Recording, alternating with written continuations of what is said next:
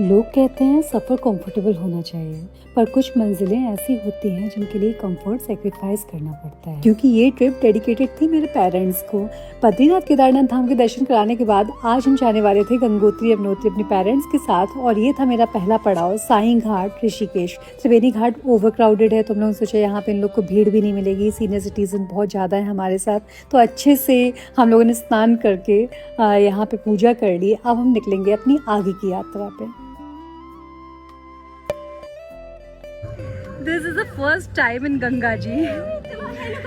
Now see how she reacts. Eva.